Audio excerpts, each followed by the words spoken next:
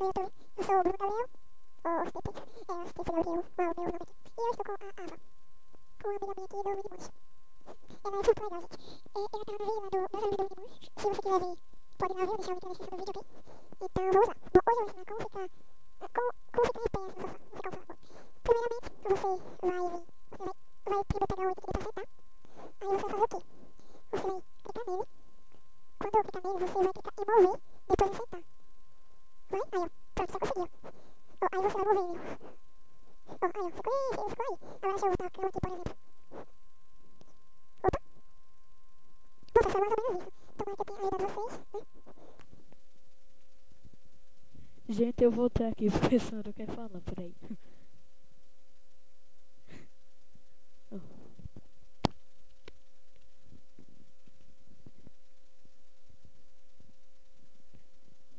Gente, esse aí é o meu amigo Sandro.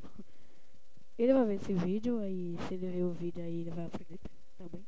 Deixa eu tentar fazer aqui. A última vez.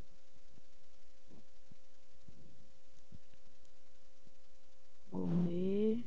Não tá dando esse bug aqui. Alguém já está dando esse item. Então foi isso, só tomar que eu tenha ajudado vocês e tchau. Agora, tchau. Agora é.